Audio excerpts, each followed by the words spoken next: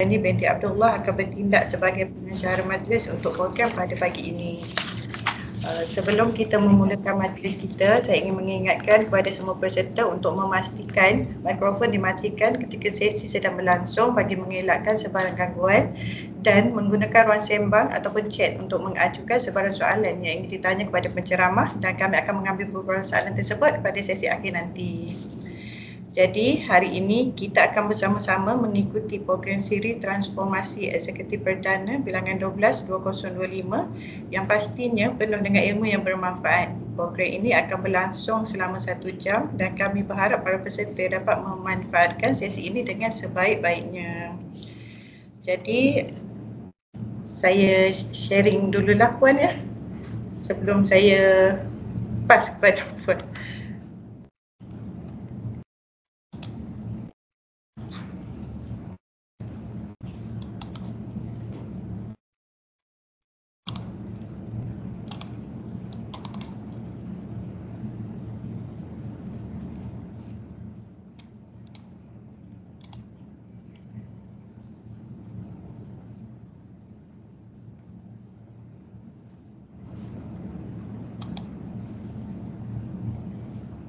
Okey, Puan nampak?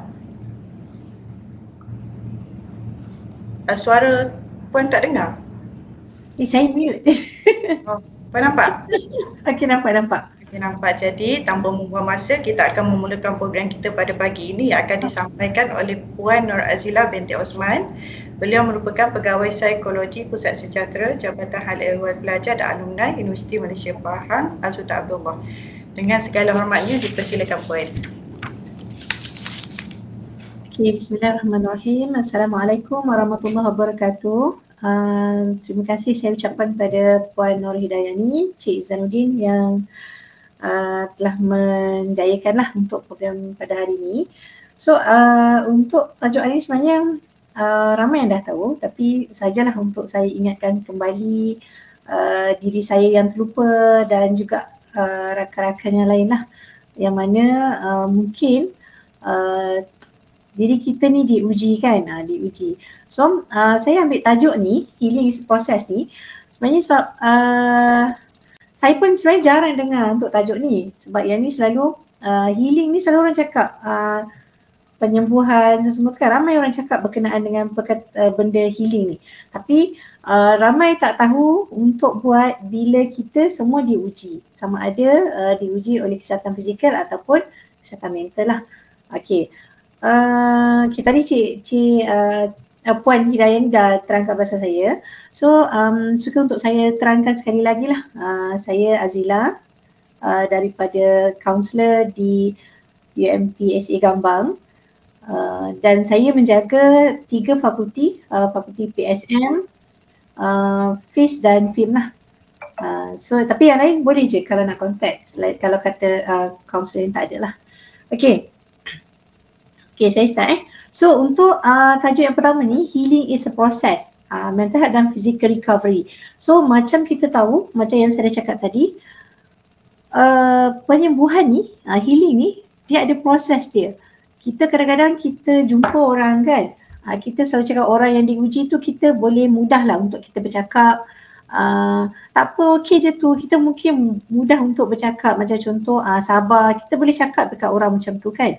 Tapi kita tak tahu kadang-kadang proses untuk menjadi seorang yang sabar ataupun proses untuk recover daripada satu-satu kejadian kadang-kadang mengambil masa, dan setiap journey manusia ni tak samalah. Ada orang dia punya recovery dia panjang, ada orang recovery dia sangat sekejap. So dia bergantung pada kita punya keadaan fizikal dan mental kita lah, macam mana kita nak adapt sesuatu perkara.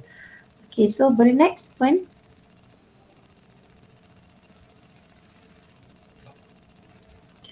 Okay, so what is healing? Okay, healing is the process of becoming whole again.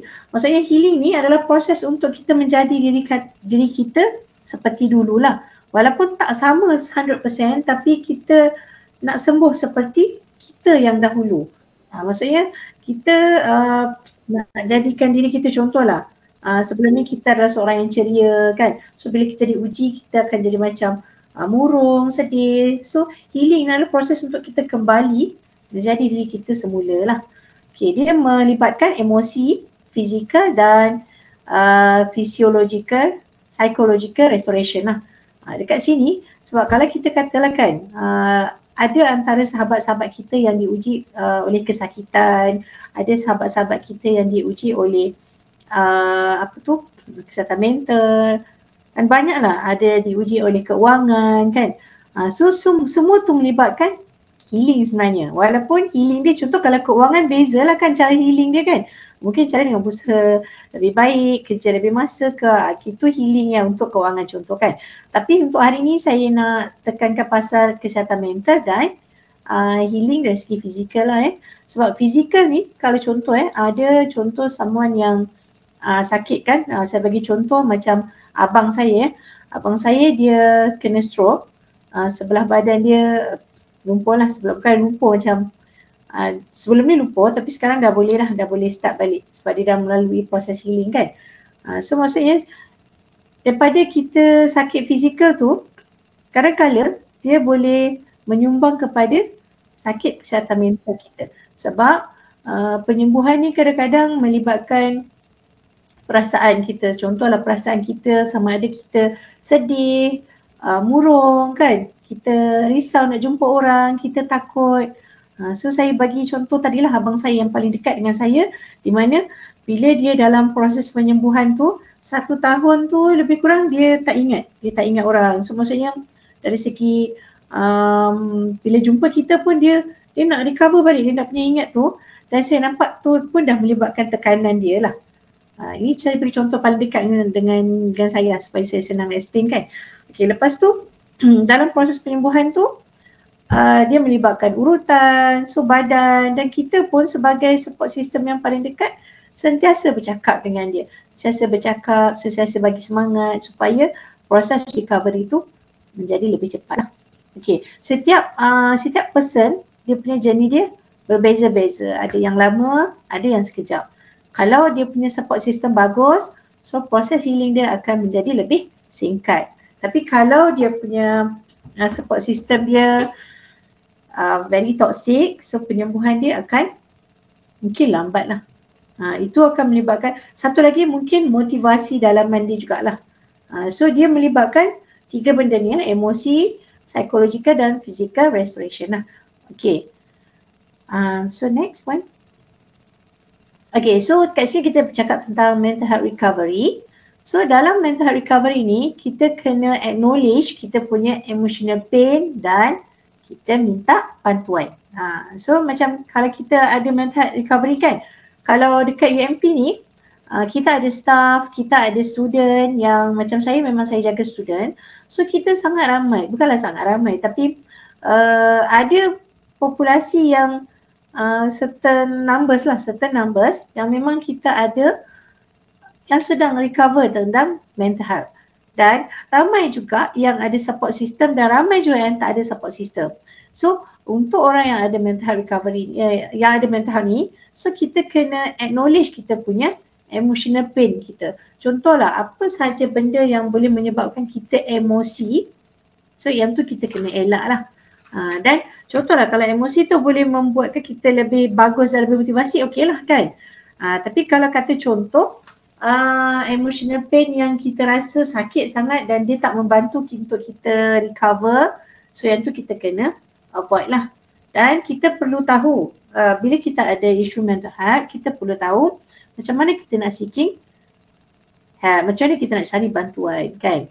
Sebab ramai sebenarnya kalau kata kita sebut pasal mental health ni, kalau dulu-dulu lah dia macam tabu sikit lah senang kata. Orang nak cakap pasal mental health ni agak tertutup sebab tak nak ada orang judge kita dia ni gila ataupun sebagainya lah.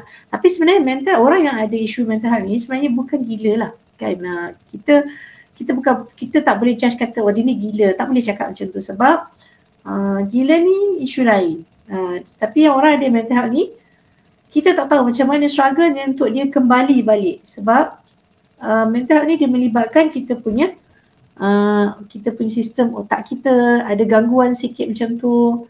Tapi bukan kita boleh ketikkan kat ni dia gila, tak boleh macam tu sebab dia melibatkan perasaan orang tu sendiri, sebab kita tak tahu macam mana dia nak recover daripada kesembuhan, macam mana dia nak cuba bangkit daripada kesembuhan dia, daripada kesakitan dia. Okay. Okay, untuk CPD ya. Okay, so cepatnya belum lagi faedah ni belum lagi. Okay, yang ni tak habis ni, yang berpanjang sikit. So contohlah kan, saya nak tanya, kalau macam siapa nak tanya, boleh tanya teruslah dalam chat supaya saya tak rasa saya cakap sorang-sorang. Okay, so contoh paling banyak sekarang kita punya masyarakat mengalami anxiety. Anxiety yang paling ramai. Depression ada, trauma pun ada, tapi yang paling ramai saya cakap dari skop pelajar saya sendiri, bila kami buat satu ujian depression, anxiety dan stress, kita banyak tengok numbers of anxiety ni sangat tinggi. So anxiety ni banyak benda yang macam terutamanya dengan zaman teknologi sekarang, anxiety ni macam banyak berlaku disebabkan oleh contoh kita nak menghadapi dunia yang real ni pun dan melibatkan satu anxiety. Lepas tu kita sekarang ni pasal internet kan, pasal kita punya online media semua tu banyak benda tu meningkatkan kita punya anxiety, sebab contoh kita rasa dari segi appearance, sebab sekarang ni ramai orang yang suka buat live, suka buat tunjuk, yalah kita banyak tunjukkan banyak benda dekat media sosial kan. So anxiety dekat perasaan masing-masing tu semakin meningkat. So macam mana pelajar saya sendiri, pelajar-pelajar dia mengalami dunia yang banyak dunia yang lebih kepada IT kan. So anxiety tu lebih tinggi lah dekat situ. Okay, so dekat untuk mental recovery, dia melibatkan terapi, medication and supportive environment. So kalau kata contoh someone yang ada mental health, contohlah ada depression kan, hanya makan ubat sahaja tapi tak ada supportive environment, so dia tak boleh bantu untuk dia recover. Sebab supportive environment sangat-sangat penting untuk seseorang kembali pulih dengan cepatlah. Okay, so recovery is not linear, setback are part of growth. So maksudnya macam ni, kita kan bila kita tengah recover ni, ada masa kita down, so ada masa kita kena back balik, ada masa kita ke depan, so ada masa kita kena turn back balik. Dia macam tu.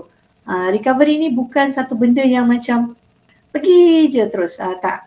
Dia macam kereta lah, boleh indur, boleh ke depan macam tu. So kita punya mundur ke depan tu adalah part of kita punya perkembangan lah. Okay, so ayat dekat bawah ni kan, mental health recovery is not a destination but a journey. So enjoy the journey untuk recovery supaya kita tak stress. Sebab tak kisahlah mental health recovery ataupun physical recovery, tu semua melibatkan journey. So macam kadang-kadang kita ada rasa tak sabar, kadang-kadang kita ada rasa macam sedih semua tu, tapi enjoy saja sebab itu adalah journey of recovery. Sebab kalau kita tak rasa sedih, kita rasa happy je untuk kita recover ni kan, sama kadang-kadang kita tak rasa kuat bila kita jatuh semula. So kadang-kadang kesedihan ataupun kesakitan tu menyebabkan kita bangkit lebih kuat lah. Okay, so next point. Okay, so physical recovery pula. Okay, so kalau kita tengok physical recovery, tadi mental health recovery kan. Okay, untuk physical recovery, ramai dah kalangan staff kita yang sakit, yang stroke, lepas tu ada yang accident kan. So ada yang apa lagi, ada yang sakit lain lah, cancer ke apa ke kan. So ada, sebab kita ni ialah masing-masing diuji kan. So itu kita boleh kategorikan sebagai physical recovery lah. So untuk physical recovery pula, macam mana kita nak heal daripada illness, injury ataupun surgery. Contohlah rakan-rakan kita yang mana dia ada surgery kan, so perlukan masa untuk sembuh. So perlukan ramai yang kawan-kawan untuk faham kenapa dia cuti, kenapa dia sakit semua tu. Perlukan ramai orang faham, sebab kalau orang tak faham, so orang akan kata kat belakang, dan itu pun menyebabkan boleh jadi mental health punya lah. Okay, so physical recovery termasuklah rehat, nutrition yang perlu untuk badan kita, physical therapy dan care routine. So kita kena jaga care routine ni paling penting. Care routine ni termasuklah mental health kita sekali lah. Contoh macam physical therapy, pergi terapi untuk kita pulih balik. Lepas tu makanan apa yang paling sihat. Jangan cepat sebab kata contohlah lepas surgery kita rasa macam dah okey, kita dah makan makanan yang bukan-bukan kan. So nutrition paling penting untuk badan kita recover balik. Lepas tu rehat pun sangat penting. Kalau rasa kita tak boleh nak contoh sambil-sambil kita buat kerja kita rasa macam penat sangat. Kita rasa kita perlukan rehat. So chat bos, bagi tahu dekat bos, boleh tak saya nak rehat sekejap? Saya rasa saya tak larat contoh kan. Sebab bos kita pun manusia. So InsyaAllah dia faham kalau kata contoh kita perlukan rehat. Okay. Tapi contohlah waktu kita dah cukup rehat, lepas tu waktu sepatutnya rehat, kita rasa kita boleh ganti balik waktu tu, okay, gantilah pada waktu tu. Pun boleh. Sebab kadang-kadang badan kita ni tak sama dengan orang lain kan. Memang kita bagi macam waktu rehat tu tengah hari. Itu waktu wajib lah kan. Tapi kalau kata tak boleh, let's say macam kita pergi juga sebab nak settlekan kerja tapi kita ni demam. So mungkin kita nak rest dalam 5 minit 10 minit. So boleh minta dekat bos. Bos insyaAllah faham Okay, lepas tu physical recovery juga melibatkan mind and body connection. Sebab badan kita, contohlah contoh kalau kita badan kita actually sihat. Lepas tu kita kena macam mental torture ke apa semua kan. So kita akan down dan badan kita rasa macam panas-panas, kita rasa macam tak sihat. Itu menyebabkan kita punya mind kita. Mind kita macam tak stable. So bila dia tak stable, badan pun sama kan, dia punya motivation dia akan low. So bila low, kita pun akan rasa macam lesu, letih, lemah macam tu. Tapi kalau contoh, badan kita sihat, badan kita tak sihat sangat. Tapi kita ada support system ataupun kita ada motivasi yang bagus kan. Contohlah ni sebagai contoh, saya seorang ibu, contoh kalau saya tak sihat, saya demam ke apa, tapi saya tengok anak-anak perlukan ibu nak makan, nak masak semua kan. So automatik saya akan jadi sihat walaupun badan sikit-sikit suam panas itu. Itu sebab melibatkan motivasi. So kita punya badan, physical recovery dengan mental health kita sentiasa berkait. So kalau kata salah satu tak okey, dia akan efekkan pada salah satu lah. Okay, mental state affect physical recovery So that's why kalau kata kita ada physical punya sakit, so mental health kita sangat penting untuk kita cepat sembuh. Cari circle yang bagus. Kalau kata circle kita tak bagus, so kita akan susah nak sembuh. Sebab kita akan rasa down, rasa tak okey, macam tu lah. Okay, progress may be slow but over time. Okay, so progress kita kadang-kadang kita rasa mungkin progress kita tak sama dengan A dengan B, tak sama. Mungkin B lebih kuat. Macam kita A mungkin lambat sikit. So jangan rasa down, tapi selalu bina keyakinan supaya kita boleh cepat sembuh. Okay, ada yang tanya tak? Ada yang nak tanya tak untuk setakat ni? Ataupun okey je? Ada, saya tengok mesej Cik Zainuddin je ada. Ada yang nak tanya tak? Hopefully macam contoh lah, let's say kita ada family ke sibling ke yang ada isu ni kan, mungkin kita tak alami isu recovery ni ke kan. It's okay, tapi kalau kata mungkin lah nak tanya pasal berkenaan bagi pihak sibling ke apa ke yang kita rasa macam nak bantu, so boleh tanya Okay, so ayat dekat sini juga, your body hear everything your mind say, be kind to yourself. So macam contoh badan kita ni dengar apa yang kita punya minda cakap. Kalau minda kita rasa negatif, so badan kita pun akan jadi negatif. Let's say lah sebagai contoh saya dulu pengidap gastrik yang agak teruk jugalah dulu kan. Sampai kena cocok semua tu, teruk jugalah. Tapi taklah sampai warded semua tu. Tapi kan saya perasan masa tu saya banyak down. Masa belajar dululah. Saya banyak down, saya banyak macam ada sikit lah negative thought macam tu kan.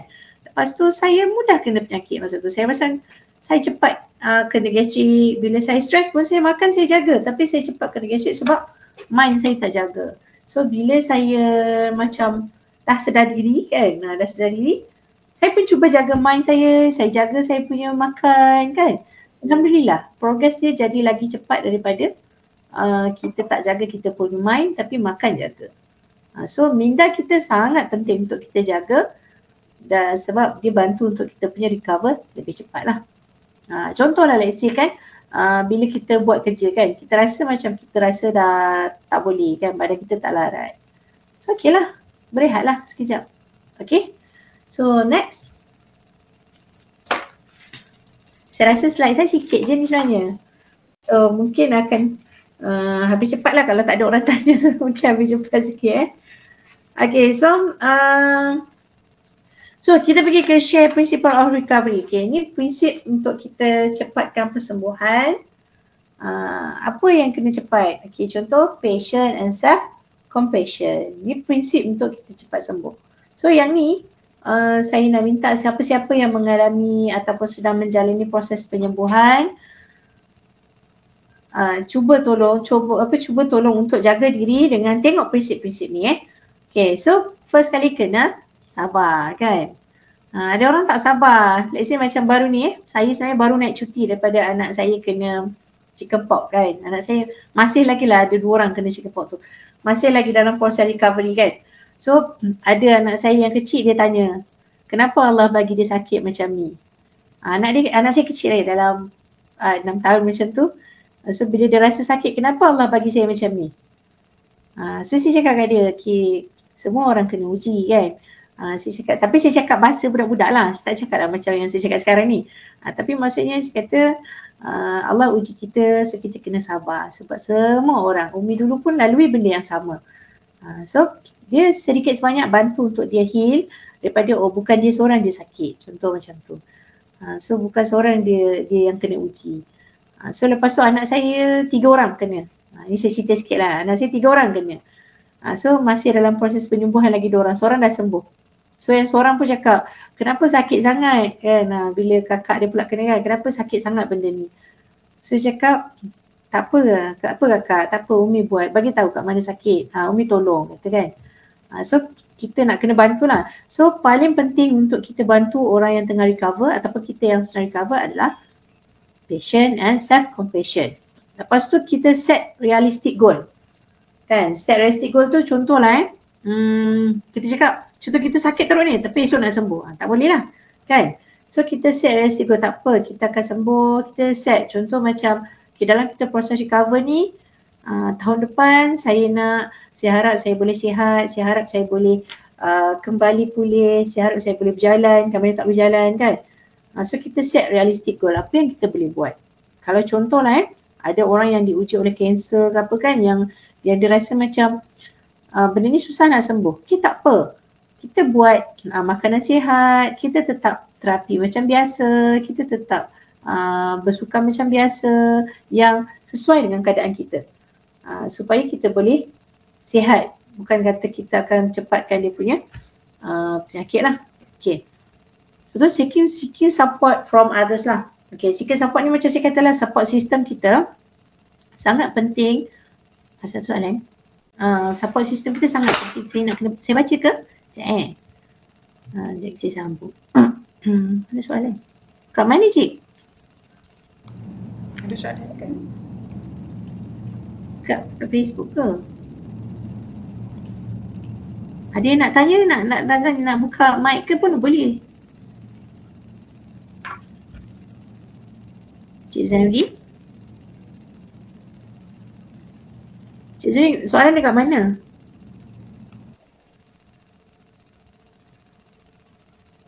Tak nampak. Tak apa, saya proceed dulu. Jadi kalau ada dekat chat nanti saya baca Okay, so celebrating small victories. Contoh kita tahu kita belum sembuh sepenuhnya kan. Tak kisahlah ni physical ataupun mental health recovery. Tak kisah, dua-dua ni. Contohlah kalau kita dah berjaya ke next step yang lebih tinggi atau lebih macam contoh daripada kita tak boleh berjalan, kita boleh berjalan. So kita celebrate kita punya progress tu. Supaya kita rasa motivate tu lebih. Kan, kita buat self care yang lebih. Contohlah kan, lepas kita dapat pergi ke next step tu kan, kita bagi hadiah kecil dekat kita ke, ataupun kita contohlah sekarang kalau suka order online kan, order online untuk hadiah kita, sebagai hadiah kita yang kita dah berjaya sesuatu. Dan lepas tu create a safe and nurturing environment. So environment kita perlu bagus. Kalau kita nak sembuh dengan cepat, kalau environment tak okey, dia susah nak bantu. Dia bukanlah kata macam di sini environment tu kalau tak okey, dia lambatkan progres kita untuk sembuh. Dan mungkin menyumbang kepada mental health yang tak okey lah. Tapi kalau kata environment kita bagus, kita jaga, minda kita jaga dan environment kita pun okey, sangat positif, So dia boleh bantu pulih dengan cepat lah. Ada soalannya dan okay, saya baca soalan dalam dunia serba cepat ini, apakah kesan jangka panjang terhadap individu yang tidak memberi masa yang cukup untuk penyembuhan emosi atau mental mereka? Bagaimana untuk mengubah budaya segera? Okay, soalan saya susah soalan nak jawab kan. Okay, tapi ini normal lah kan, sebab orang yang tak alami dia kan tak rasa macam mana proses recovery tu kan. Okay, tapi jawab soalan ni, apakah kesan jangka panjang terhadap individu yang tak memberi masa yang cukup untuk penyembuhan? Oh okay, so orang ni sendiri okay, orang ni sendiri, individu tu dia tak beri masa yang cukup untuk penyembuhan dan mental dan fizikal. Okay, tapi budaya segera ni, sekejap, saya macam confuse soalan ni. Budaya segera ni, segera tu orang lain yang nak segera ataupun kita yang nak segera sembuh? Okay, kalau kata orang lain nak segera sembuh, kita perlu berbincang lah. Contoh macam orang tu kata, kenapa lambat sangat sembuh kan? Tapi contohlah kita punya bos lah contoh bos kita nak kita cepat sembuh sebab dia nak suruh kita buat kerja dengan cepat. So perlukan perbincangan lah, apa yang kita boleh buat, apa yang kita tak boleh buat, setakat mana kita boleh buat dulu. Kita boleh buat tapi mungkin lambat. So kita kena bagi tahulah, kena berbincang. Tapi untuk diri sendiri, kalau segera tu kita nak segera sembuh, maksudnya kita tak sabarlah kan. So kita sendiri yang tak sabar. So kalau kata kesan jangka panjang terhadap individu yang tak beri masa cukup. Contoh bila kita nak segera sembuh, biasa kita akan mudah relapse. Ini kalau orang sendirilah. Kalau diri sendiri yang nak segera sembuh, contohlah kita nak segera sembuh, kita paksa diri, kadang-kadang bila dia tak dapat, dia akan relapse lagi teruk. Contoh. Ini contoh saya pernah buat dengan counselling dengan inilah orang yang ambil dadah bila dia nak sembuh cepat, dia akan relapse lagi teruk. Macam tu. Ini contoh dadah lah. Okay, contoh kalau macam bagaimana boleh menggambarkan elemen seni, muzik atau lukisan dalam proses penyembuhan. Oh, saya lupa nak masukkan ni. Tapi saya boleh cerita lah untuk elemen emosi. Kejap tadi soalan yang tadi pun tak habis jawab lagi ni. Okay, so untuk budaya segera ni tadi, kalau pada diri sendiri yang nak segera sembuh, kena bagi tahu dekat diri sendiri yang penyembuhan tu ambil masa. Enjoy je journey untuk penyembuhan tu. Enjoy je. Kalau kata kita hari ni boleh langkah satu langkah, okay, langkah je satu langkah. Tengok orang lain langkah 2-3 langkah, it's okay. Tak apa. Enjoy kita berjourney sebab badan kita tak sama dengan orang lain. Tapi kalau segera tu pada orang lain, kena berbincang. Kalau kita tak boleh bincang, kena minta orang lain bincangkan, bantu kita untuk fahamkan kita punya atasan lah. Okay. So, okay, untuk menggabungkan elemen seni, muzik semua tu, nanti saya cerita. Tapi saya save dululah soalan ni, boleh? Saya save dulu soalan ni.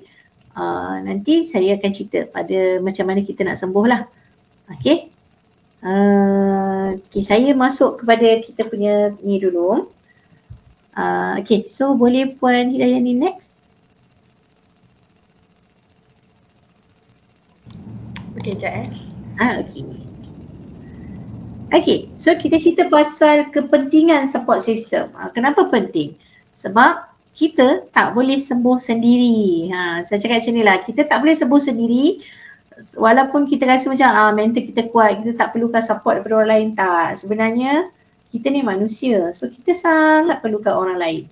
Kita sangat perlukan orang lain dan kita sangat perlukan kata-kata. Even kadang-kadang kan, saya seorang kaunselor pun, kalau saya ada masalah, saya akan cari kaunselor lain.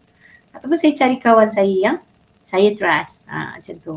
Contohlah saya nak cerita apa-apa sahaja saya nak cerita, saya akan cari orang lain untuk support sistem saya. Sebab saya sendiri walaupun saya seorang kaunselor, saya tak boleh nak bila orang kata kita tak boleh macam, so bila kita ada masalah, kita memang tak boleh nak fikir. So bila kita tak boleh nak fikir, kadang-kadang kita buat perkara yang kita rasa tak sepatutnya.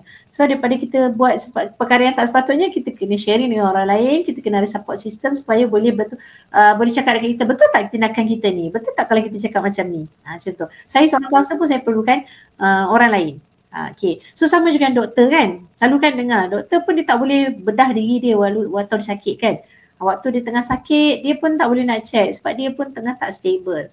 So sama je sebab kita selagi kita manusia kita perlukan orang lain sebab kita sentiasa berkait. Sebab tu kita ada family, kita ada ayah, kita ada mak, kita ada adik-beradik dan kita ada juga kawan-kawan. Okay. So family, friend and caregiver play a vital role. Kan. So orang-orang yang paling dekat ni memainkan peranan yang sangat penting. Tapi kita tak nafikan dalam satu family kadang-kadang ada yang toksik juga. Dalam kawan-kawan pun ada yang toksik juga.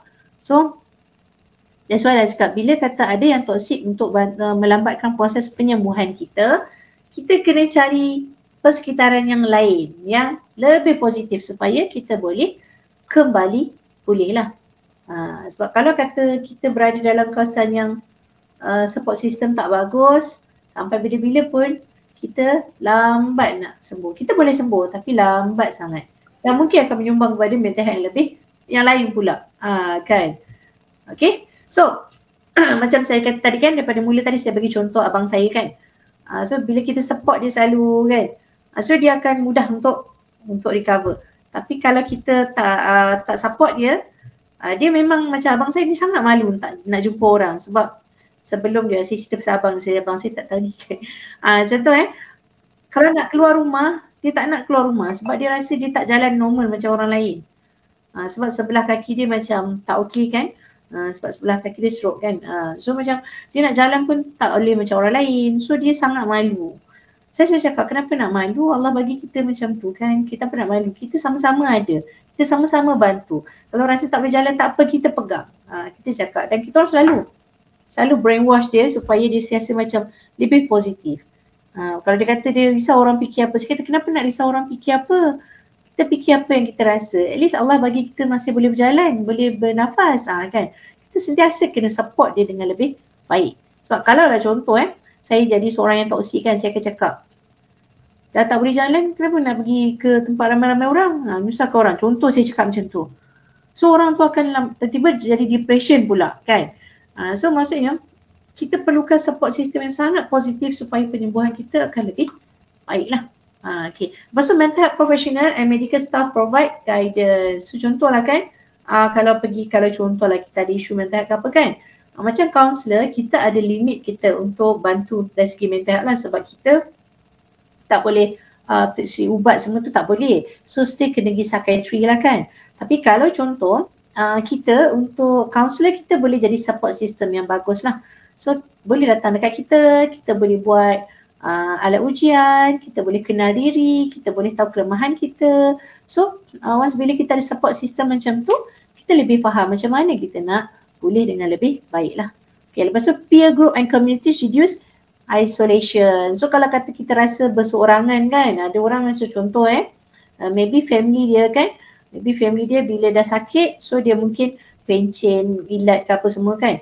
So tapi perlukan community. So minta dia join. Family kita yang sakit ni join dengan community supaya dia bercakap dengan orang. Supaya dia ada buat task dan aktiviti. Sebab contoh kalau orang ada isu mental health ataupun isu fizikal ni kan, bila dia rasa down, dia akan berkurung. So bila kita berkurung, dia ada kait dengan badan kita tak kena matahari. Saya lupa dah nama hormon apa ya, nama oksitosin bukan. Hormon apa ya, tak ingat lah. Tapi bila badan kita tak kena matahari, kita punya badan kita ni tak boleh hasilkan satu hormon yang kegembiraan ke apa. Mak saya lupa nak cakap kat sini. Saya dah ingat semalam. Lupa nak cakap hari ni. Tapi dari satu hormon tu yang membantu untuk pemulihan kita dengan vitamin daripada matahari itu sendiri. Tapi kalau orang tu kita tak ada support system, dia tak nak keluar, dia nak berkurung kan. So bila berkurung, dia akan develop mental health yang lebih tinggi lah. Mental health yang lebih teruk lah. Okay. Lepas tu asking for help is a strength, not a weakness. Contohlah kan, kita nak minta tolong. Kadang-kadang orang kata minta tolong tu lemah lah kan. Ada yang sekarang trend zaman sekarang kan. Lemah macam tu kan. Tak, sebenarnya kalau kita minta tolong, itu adalah kekuatan sebenarnya. Sebab kita tak malu untuk minta tolong. Sebab kita nak pulih, nak bangun, kita tak malu minta tolong. Contohlah kalau rasa macam susah nak minta tolong orang lain, kita cari kaunselor ataupun cari orang yang kita boleh support. Minta tolong macam mana, puan boleh tak bantu saya untuk saya recover? Boleh tak bantu saya untuk saya pulih dengan cepat? Okey, tak apa, kita cuba bantu. Kalau saya tak tahu, saya cuba cari sama-sama. Biasa saya dengan klien saya kan, saya akan cuba cari. Ataupun kaunselor lain pun sama. Dia akan cari sama-sama macam mana nak pulih dengan cepat, macam mana nak tolong, macam mana nak bantu. Sebab kita ni memang professional help kita adalah bantuan lah, untuk bantu kepada klien kita lah Okay, so jangan ingat sebab kita minta tolong tu kita lemah, tak. Kita tanya tu sebenarnya tanda kita tak lemah. Kita tanya, kita minta tolong tu adalah tanda kita paling kuat sebenarnya. Okay, sometimes the most important thing is the worthy is the rest we take. Kat sini ayat Ethicalism. Betul tak saya sebut nama dia. Okay, Ethicalism. Benda tak nama dia susah saya sebutkan. Okay, so benda yang paling penting kadang-kadang adalah rehat. Benda paling penting. Kalau kita rasa kita penat nak menghadapi dunia sebenar, dunia yang macam-macam ni kan, ambil masa rehat. Rehat sekejap, ambil cuti. Contoh kalau rasa macam penatnya tak larat dah nak hadapi yang ini kan, ambil masa rehat. Sebab badan kita perlu pulih. So pulih kena rehat. Okay, saya baca soalan sekejap. Okay, soalan tadi yang Puan Syikin boleh bergabung dengan elemen seni ni kan. Saya pergi kepada Ihan dulu kejap Okay, macam mana kita dapat menggunakan teknologi moden untuk memudahkan atau mempercepatkan proses penyembuhan emosi tapi dalam masa yang sama menjaga keseimbangan dengan pendekatan tradisional atau holistik. Okay, so kalau kata teknologi moden tu bahasa macam alat-alat lah kan. Sekarang ni saya rasa macam alat-alat lah. Juga alat-alat juga macam bantu kita untuk proses penyembuhan jugalah.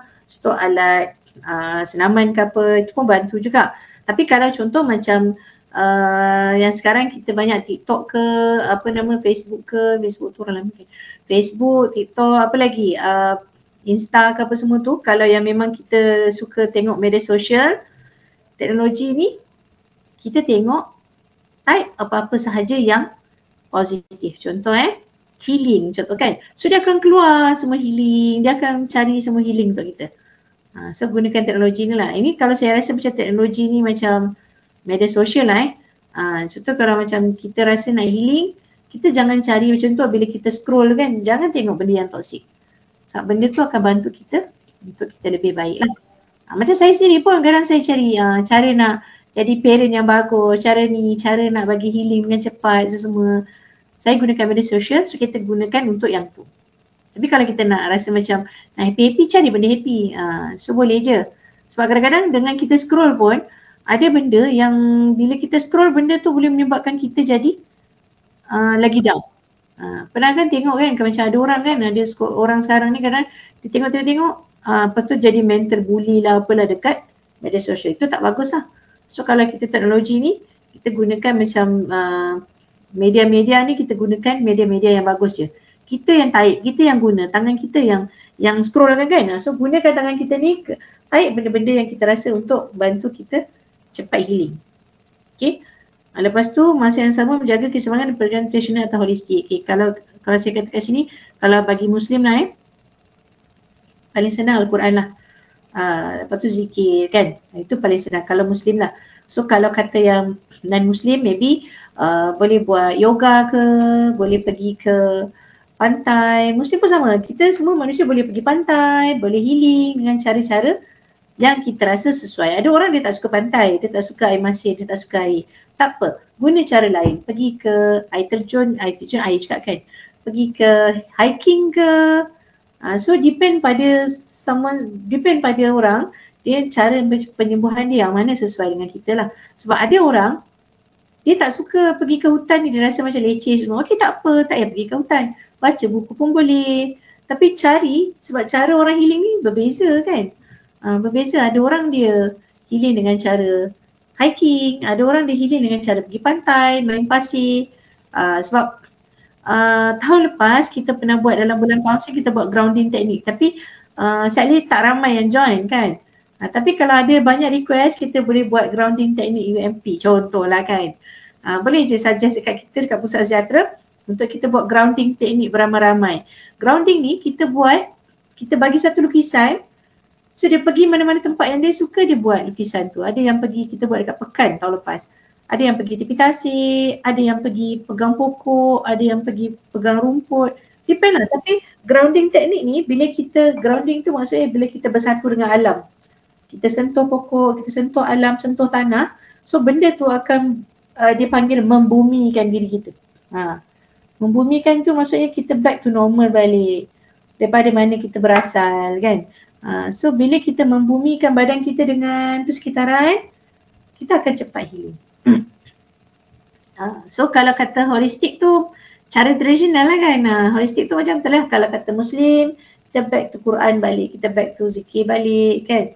Cara kesufian balik. Dalam masa yang sama kita buat healing secara secara luaran ni. Macam kita pergi pantai ke, kalau rasa macam kita ada family kan, dah lama tak pergi pantai sebab kita asyik kerja satu hari kan. Contohlah. So ambil satu masa kita pergi makan-makan dekat pantai, tapi jangan rancang macam-macam. Contoh nak kena masak ni ke tak. Pergi je pantai, cari je makanan-makanan tepi-tepi tu. Supaya kita tak rasa macam penat kan. So pergi pantai, healing, mandi-mandi, dah rasa okey balik macam tu. Betul rasa yang nak hiking, cari kawan-kawan yang suka hiking kan. Pergi hiking sama-sama. Kadang-kadang kita dengan bila kita hiking, kita pergi berseronok ni kan, gelak ketawa pun dia boleh healing kita lagi cepat. Sebab kita punya emotion akan recover macam tu Okay, so saya pergi kepada soalan Puan Ashikin tadi balik. Macam mana nak boleh gabungkan elemen seni, muzik ataupun lukisan Contoh kalau memang kita, lukisan ni tak semestinya untuk orang yang pandai Saya bagi contoh Saya bagi contoh. Okay, ini pelajar saya. Ni pelajar saya. Dia lukis. Dia ada dia ada isu sikit. Yang saya tak boleh cerita kat sini sebab itu private kan. So, tapi ni lukisan dia. Lukisan ni saya memang dia bagi kat saya dan saya memang letak dekat bilik saya. Sebab dia healing dengan cara macam ni. Dia lukis. Tapi untuk lukis tak semestinya kita perlu pandai untuk lukis let's say lah sebagai contoh. Sekejap saya ambil satu lagi contoh. Sekejap.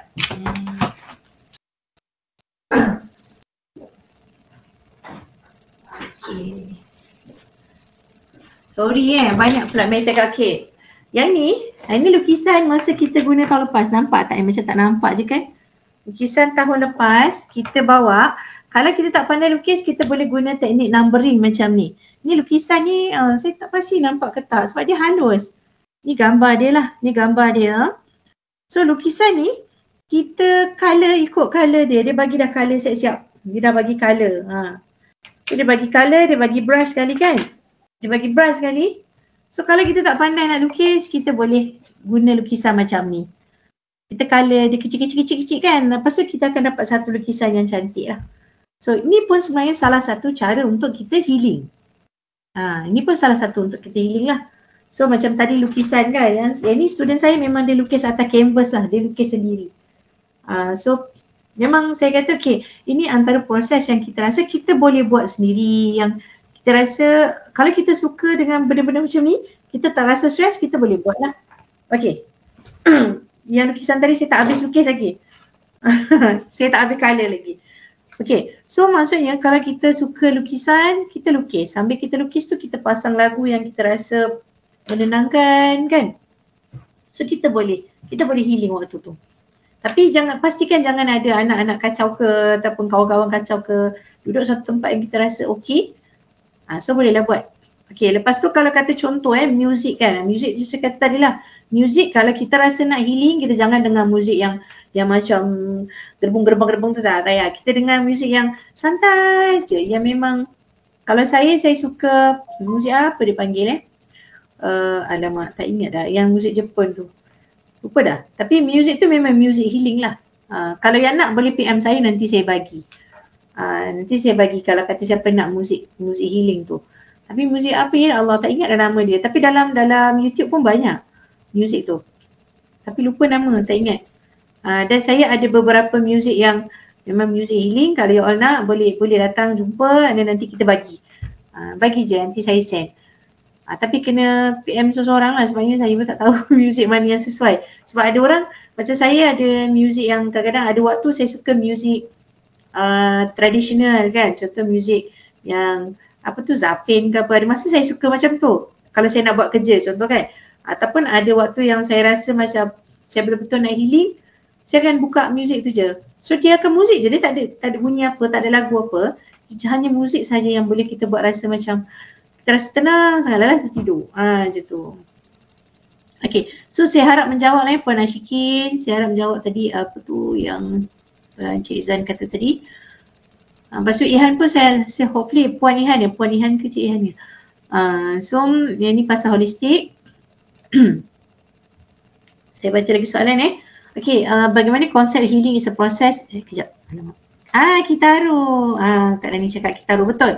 Kitaro, tapi selain Kitaro saya ada lagi Kak Nani. Saya ada lagi yang lain. Selain Kitaro ada banyak lagi.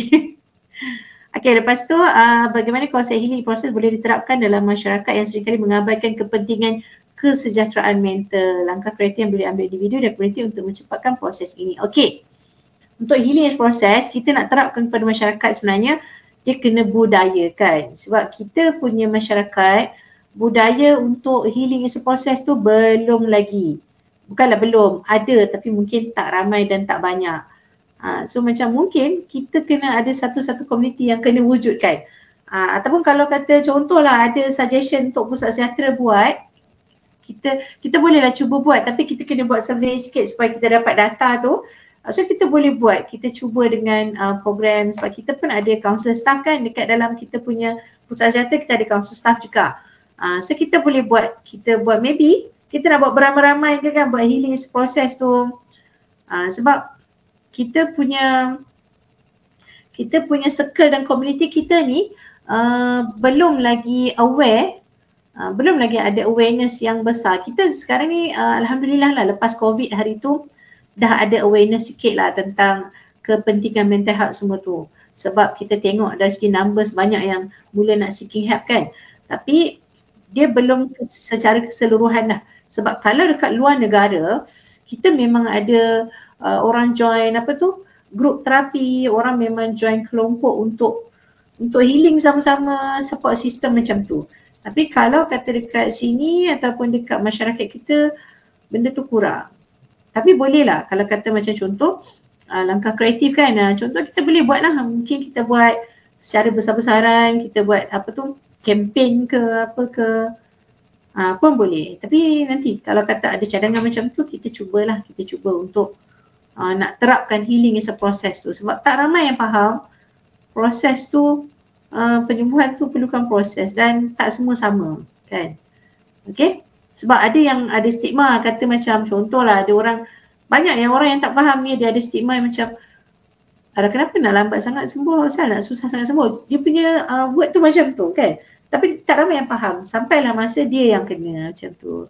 So hopefully masyarakat kita ni boleh lah Okay, so tak apa, kita cuba suggest. Okay, nanti kalau kita cuba buat program healing kan, bolehlah semua join, boleh tak? Dalam ni ada 50 orang, so 50 orang join sekali. Kalau boleh lebih lah. Kita buat grounding ke, beramai-ramai dekat Tasik Pekan ke pun boleh. Kita try kalau nak lah. Okay, so dari Puan Natira, adakah seorang pernah mengalami mental issue boleh sembuh sepenuhnya? Okay, sebenarnya Puan Natira, okay, untuk orang mengalami mental issue ni boleh sembuh. Tapi macam saya kata tadi lah, pentingnya support system yang ada dekat persekitaran kita, dia boleh sembuh. Tapi mungkin ambil masa. Dan kalau kata dia punya circle tu tak berapa okey, lambatlah. Tapi kalau nak sembuh sepenuhnya, contoh kalau ada mental issue, kalau doktor preskripsi ubat, kena makan. Ada orang kata tak naklah makan, nak buat cara tradisional je, tak boleh. Sebab bila kita ada mental health issue, actually sebenarnya dia dah ganggu kita punya saya tak pasti yang mana yang efek, tapi ada sistem dekat kita punya otak kita akan terganggu lah.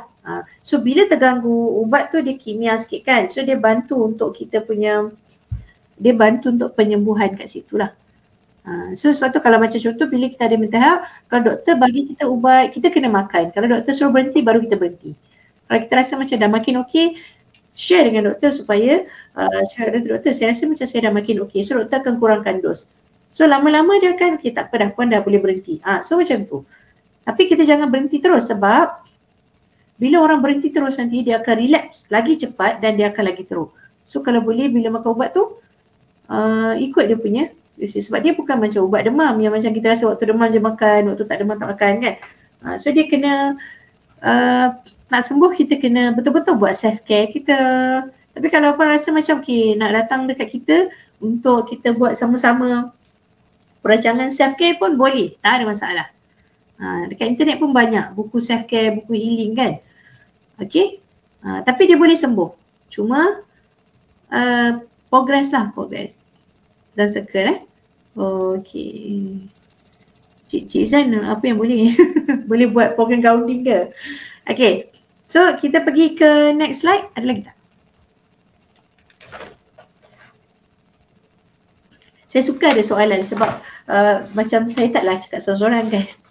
Okay, final thought kita, healing is not about perfection but about progress. Bukan perfection. Kita bila dalam proses penyembuhan ni, kita bukan cari kita punya kesempurnaan.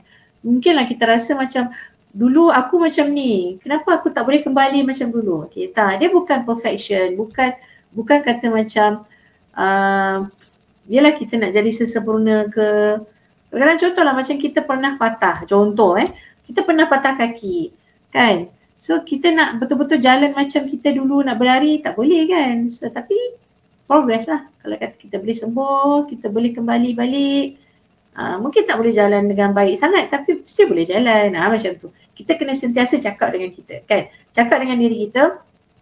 Contoh, kadang-kadang kenapa aku tak macam dulu. Kadang kita cakap aku nak, sorry cakap aku kan. So kita biasa guna macam tu kan. Contoh kita kata kenapa kita tak boleh sembuh macam dulu. Kenapa kita tak boleh jadi macam kita dulu. Tak, it's okay tak boleh jadi macam dulu. Tapi kita still ada, kita still bernafas dan kita still boleh berfikir, kita still boleh buat kerja. Itu yang paling penting. Kita masih boleh buat, kita masih boleh berjalan. So maksudnya benda tu kita masih boleh buat. Jadi tak ada masalah. Cakap pada diri sendiri selalu, cakap pada orang yang kita nak support, it's okay. It's okay. Semua take time cakap macam tu kan. Okay So trust your journey and embrace the end up and down kan. So percaya je pada kita punya perjalanan tu. Kan? Contoh kita tengah nak proses penyembuhan kan. Contohlah kalau kata contoh kita ada ujian kesakitan fizikal kan. So kita rasa macam kenapa kita ni lambat sangat nak boleh jalan. Kenapa kita ni lambat sangat macam ni. Tak apa. Trust je dengan kita punya journey. Percaya pada diri sendiri. Rasa down itu okay je. Up and down tu biasa. Rasa sedih itu okay. Jangan rasa macam kenapa aku sedih. Nanti dulu puan. Laju sangat. Puan balik. Oh tengah baca slide sebelum. Okay. Lepas tu you are not alone. Healing is possible. Kita tak keseorangan. That's why kita kena cari orang yang support yang paling bagus lah Okay. So next. Okay. Ni kalau adalah untuk Muslim untuk Muslim ataupun non-Muslim pun boleh sama. Dalam Quran kita sabar kita kan. Sabar ni kadang-kadang ada orang kalau tengah diuji tiba-tiba dengan contohlah rumah terbakar ke apa. Dia cakap sabar Jangan cakap macam tu. Jangan cakap macam tu dekat orang yang tengah diuji, baru diuji macam tu. Sebab orang akan cakap, kau cakap senang lah macam tu. So kita kena tengok sabar tu dalam konteks apa. Ni sabar ni kat sini kata pada diri sendiri, kita sabar, patient, perseverance or steadfastness. Highly emphasize and praise ritual is appear numerous verses and contact. Kita faith, kita punya prayer and divine reward kan. Okay, so macam mana sabar dicakap dalam Quran. Next point. Okay, sabar ni in hardship, endurance, trial and suffering without complaint. Kan, macam mana sabar ni? Kan, ada orang cakap, tiba-tiba orang tu diuji, kita kan cakap sabarlah, tak boleh. So, sabar ni, kita kena terima apa yang kita alami sekarang. Contohlah cakap, tak apa, Allah uji kita, tak apa, Tuhan uji kita dengan benda-benda macam ni. Tak apa, macam anak saya cakap tu kan, saya macam pening juga nak jawab tu kan dia kan. Dia cakap, okay, tak apa, dia kata kenapa Allah uji dia, kenapa tak orang lain. Saya kata tak apa, semua orang diuji kan. Tak apa, kita kena sabar apa yang tu. Okay.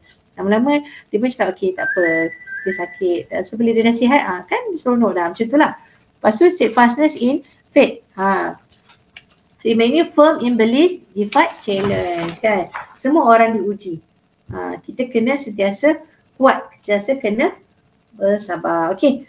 Preference and in obedience, consistent fulfilling religious duty. Contoh ada orang dia kata ada orang yang tak sabar lah, ini yang saya cakap kan. Contoh bila dia diuji, dia pun cakap kita naklah solat pun sama je, kenapa sama juga, teruk juga, contoh kan.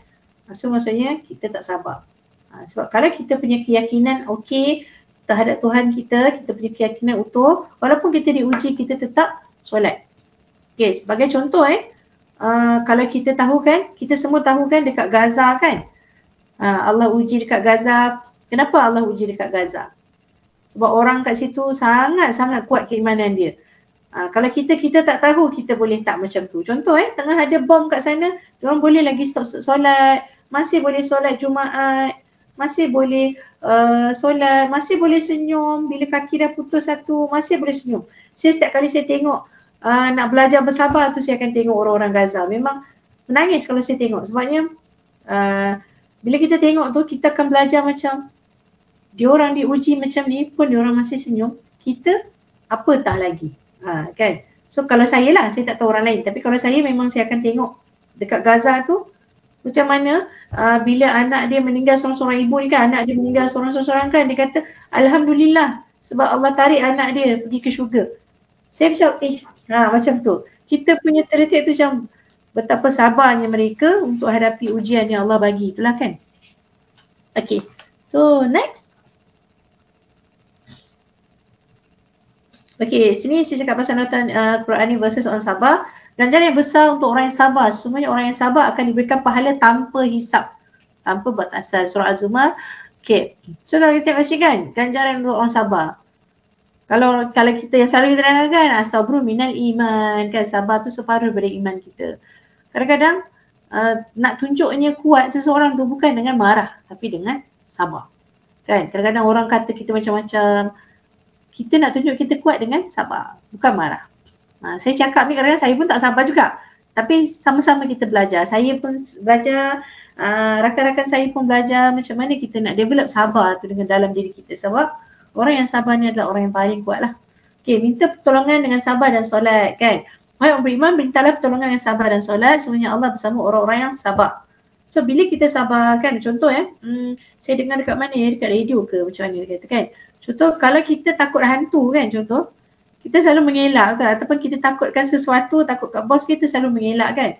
Tapi kalau dengan Allah, kita takut dengan Allah, kita lagi dekat dengan dia, kita lagi dekat dengan dia, kita solat lagi semua tu sebab kita takut dengan dia. So bezanya kasih sayang Allah dengan kasih sayang manusia itulah. Kalau dengan orang kita mengelak, kalau dengan Allah ni kita takut lagi, kita pergi kat dia. So kita minta tolong dekat dia, minta tolong dengan Allah. Kalau kata rasa macam persekitaran kita susah sangat kita nak minta tolong, susah sangat nak faham, kita minta tolong pada Allah sebab hati itu Allah yang pegang. So bila Allah pegang hati itu, kadang-kadang kita rasa, contohlah kita rasa rakan sekerja kita ni tak faham kita. So minta tolong pada Allah, ya Allah bukakanlah hati rakan aku ni untuk sekian. Doa pada Allah, Allah dengar. Kadang Allah tiba-tiba detik orang tu, kenapa kita nak macam ni? Allah yang detikkan sebab hati tu Allah yang pegang, bukan orang tu pegang sini. So bila Allah pegang ni, kita doa pada Allah banyak-banyak. Kalau macam kita punya journey tu kita rasa macam terlalu panjang, doa pada Allah, ya Allah kata bantulah kita untuk hadapi ujian yang Allah bagi ni dengan sabar. Bantulah kita untuk kita lebih kuat. Bantulah kita supaya kita boleh hadapi apa yang Allah bagi ni.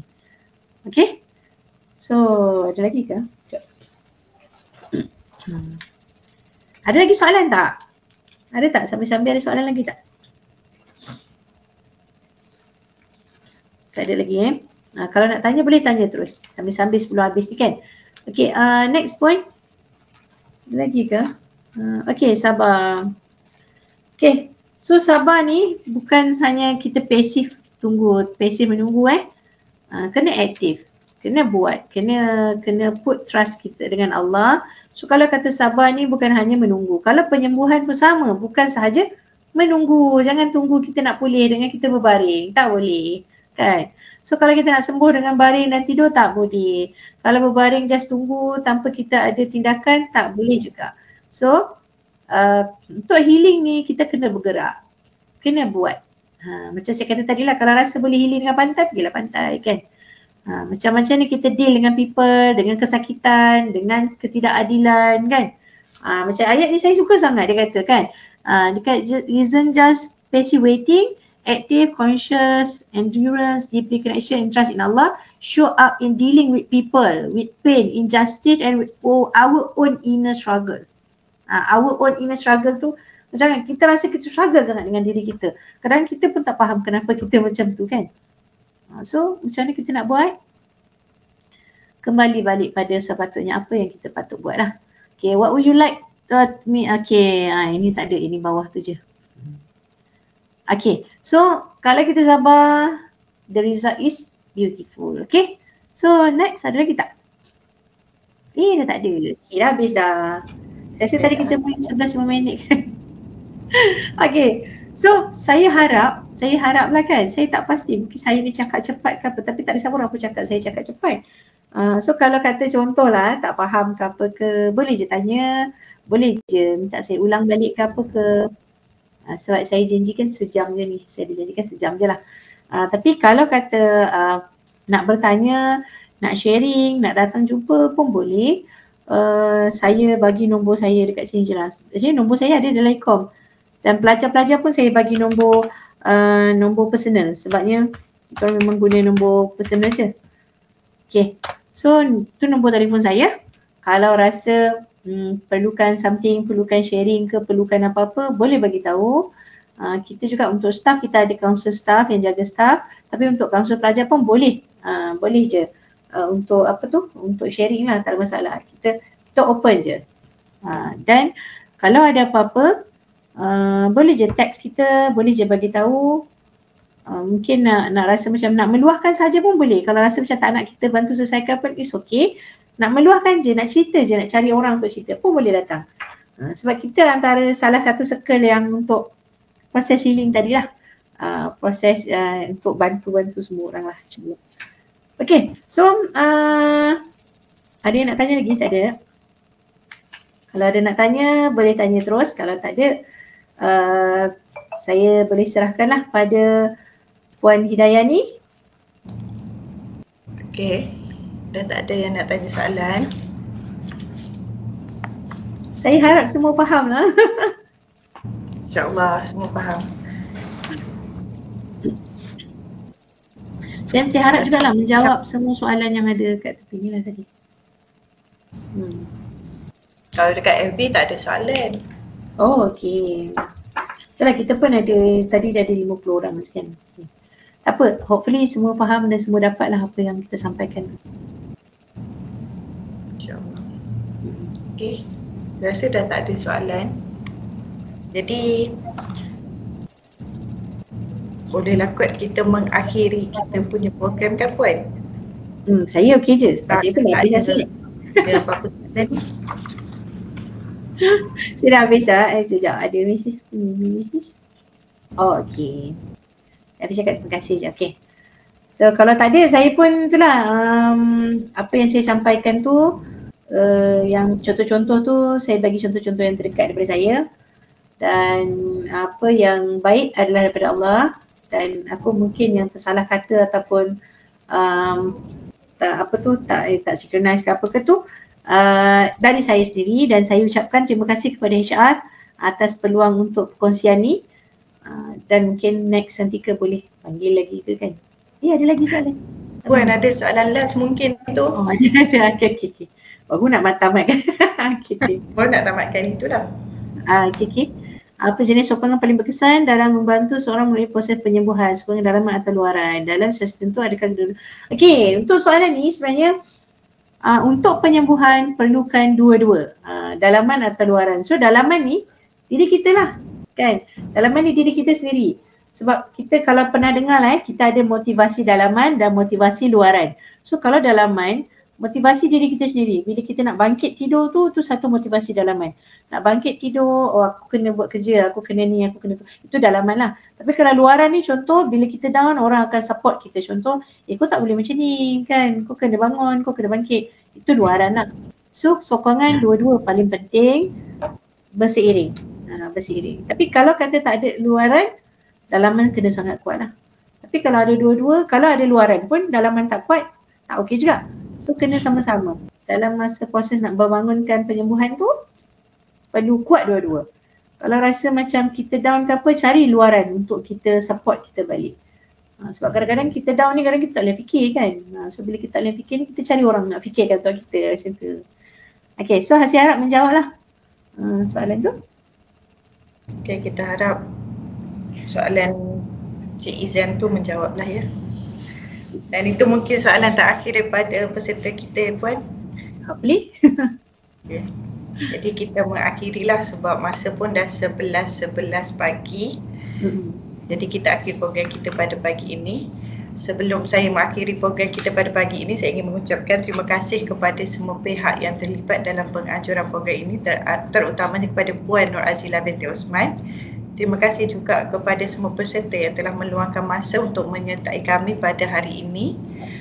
Kita nak minta semua peserta untuk mengisi borang keberkesanan latihan yang terpapar di ruangan chat tu nanti yang kita akan share.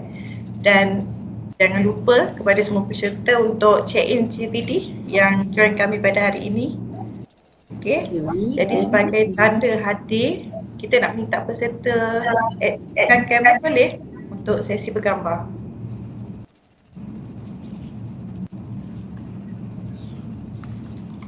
Tutup saya dah.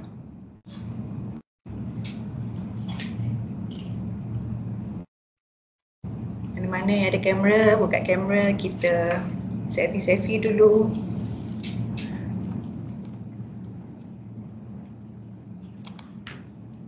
Okay, ready? 1, 2, 3.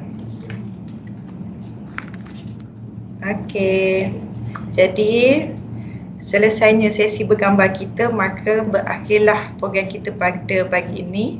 Akhir kata, semoga ilmu yang dikongsikan oleh Puan Azila pada hari ini memberi manfaat kepada kita semua. Terima kasih sekali lagi di atas perhatian dan penyertaan anda. Semoga kita berjumpa lagi dalam program yang akan datang. Sekian, Assalamualaikum warahmatullahi wabarakatuh. Terima kasih Puan. Terima kasih juga jemput. Okay, Assalamualaikum.